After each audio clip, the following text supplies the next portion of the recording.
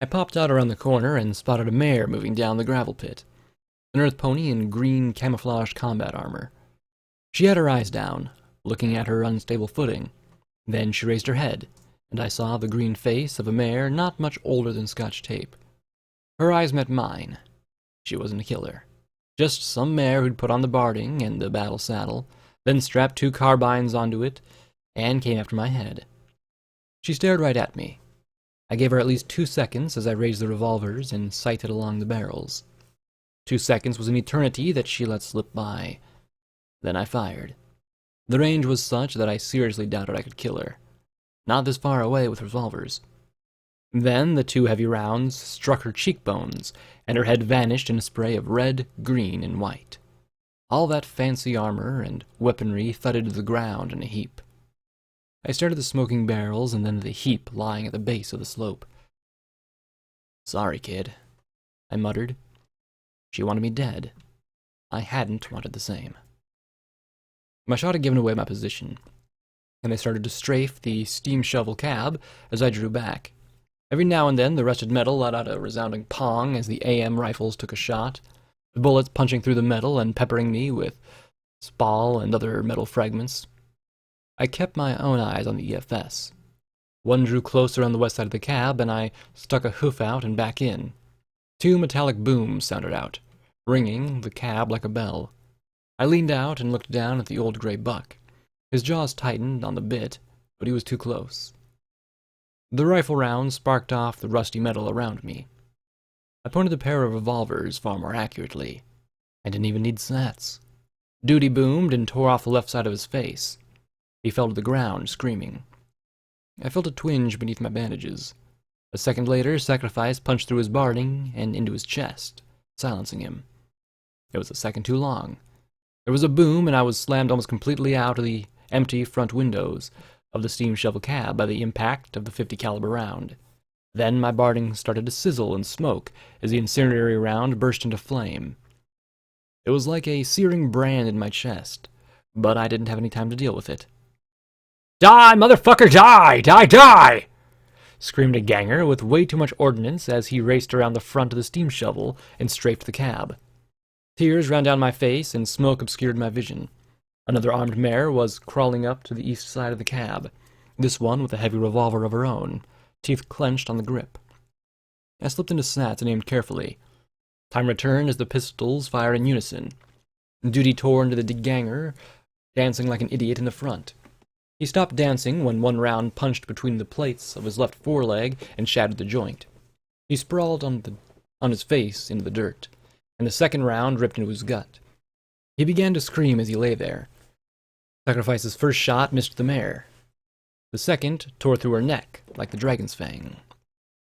She jerked, firing widely in the few seconds she had. Her bullet hit my chest like hoof claws, but the armor stopped them. I couldn't risk a lucky shot, though. Both revolvers blasted her fierce and desperate tallow-colored eyes into a memory. Only then did I take a moment to pop out my fingers and pry the enchanted incendiary round from my chest plate. I tossed it out of the window. 4 down, 8 to go. Things were looking up. Then a glowing grenade was tossed around the corner and into the cab. I tried to throw it out the east door as I flopped out to the west. My magic wasn't able to manage 2 pistols and the grenade while I slipped out, though, and since I hadn't turned into an alicorn in the last few minutes, gravity had me land square on my face as the grenade went off. I sat up and then flipped over as I tried to pull my hooves underneath me. The flop saved my head, again. Another sizzling incendiary round fizzled against the side of the cab as I struggled to my hooves. I saw 2 crumbled mares where Rampage had been hard at work, but then I swayed on my hooves, and another pony came racing around the corner, carbines blasting. Between the mare in front of me, guns chewing into my armor as her horn levitated, another grenade off her bandolier, and the AM rifles blasting chunks out of the floor of the gravel pit around me, it wasn't looking pretty. I spotted Rampage far over the south lip of the pit, smashing a seeker. Psycho Shy hovered over to the west, then dive-bombed into the trees. Only one thing to do. I charged into the carbine mare's fire, making the brownish-yellow unicorn's eyes widen in shock as I closed the distance. She dropped the grenade back into her belt as she backpedaled, and I tried to keep the fire on me, while her magic drew 2 combat knives. I tried to fire, then cursed as the hammers landed on spent cartridges. 5 chambers. 5, not 6. The mare's eyes widened in excitement as her carbines chewed up into my armor, until I flung both revolvers in her face. An earth pony wouldn't have moved. There was no way my horn could actually throw something hard enough to really injure her, but the brown mare flinched instinctively, jerking back and sprang above my bleeding neck. I sprang before she could recover and hugged her neck with my forelegs as the rest of my body swung beneath her.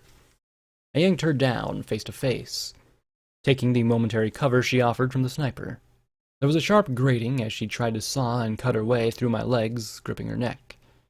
She needed something a lot more substantial than a combat knife for that, though.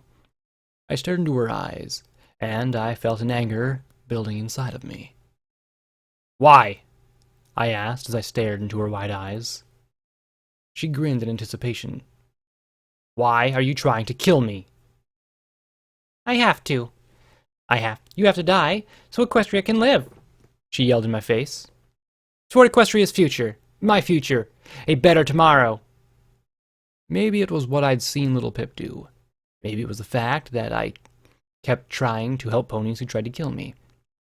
It was probably the knife that had found a gap in my armor's hide and was working its way between the ceramic plates.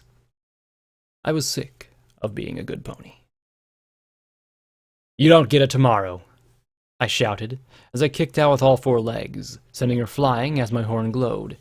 She landed in a roll, clearly used to fighting, and tumbled even further away before rising to her hooves. She pulled the apple grenade from her combat armor with her magic. I lifted the glowing pin I'd pulled when I had kicked her away. The grenade went off right next to her face, and she went down in a heap. I stared at her, moving slowly as I looked at the bloody mound. I glanced around, but could only see more red bars. I lifted out the twin revolvers, shook the spent cartridges, and reloaded them. I really hoped Psycho Shy had taken out all the snipers, and that one wasn't lining up a headshot on me as I walked towards the mare. The left side of her face was ground meat, but she gasped for breath as she looked up at me. "She tried to kill you, Blackjack." Dealer rasped at my left. His head was bowed, hiding his face as he shuffled his cards. "Rampage was wrong. It doesn't matter how good you are, it doesn't matter how hard you try. They'll always think killing is the right thing to do, and they'll always keep trying to do it." She started making little hitching noises in her throat as I stared down at her. I thought of little Pip coldly slaying those ponies in that village. What had pushed her across the line? Did she realize that it didn't matter how hard you tried, that killing was just easier? I pointed sacrifice at the mare's head. The right side of her mouth curled upwards a little. "Just pull the trigger, Blackjack. Move on. She's dead anyway," he rasped. It would be so easy. Merciful. I caught Rampage staring at me as I stood there. Be kind. Death would be a kindness. Do better. The hoof would be better without her. Paltitudes couldn't help me anymore. Spare her, and she would just try and kill me again. Stop trying. Stop pretending to be security. I couldn't save ponies. Not really. I couldn't do anything except give her an end to the pain. You take the hard road no matter how damn much it hurts. Every single time I think you're going to do what's wrong and easy, you surprise me. I dropped sacrifice back into my holster and knelt beside the gasping mare. Fortunately, I had an obscene amount of chems on me, and jabbed her immediately with some Med-X. Then I lifted a vial of Bonesaw's own personal healing potion to her lips. "Drink. Come on, drink," I said, holding her head in my hooves as I dribbled the fresh healing potion to her lips. Finally, she swallowed once and coughed. "Why?" she asked in a raspy whisper as blood flowed thick and red from her nostrils. "Why save me?" "Shut up and drink," I said sharply. But she wasn't. She just coughed it up. Her eye kept following me, though. Drink so you can have it tomorrow, damn it!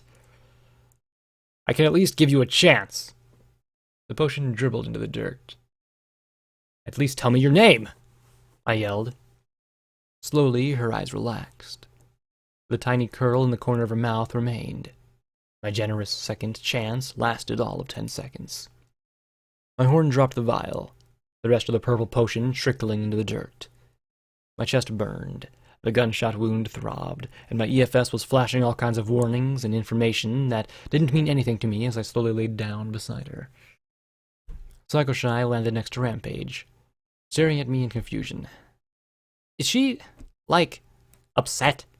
I mean, she was trying to kill her. I saw her expression turn almost to one of horror. That's crazy. Like, really crazy? Blackjack's complicated, the striped pony replied softly. Boo wiggled out of the scoop and trotted over to join us. She sat, blinking in confusion as she looked at me. I sniffed and turned the unicorn's head so her mutilated face was hidden. I just like second chances. You screw up, make it good, do it right, do better. Made sure her eye was closed. If I pretended really hard, I could almost make myself believe she was simply asleep. Someday, I hope I figure out how to do it myself.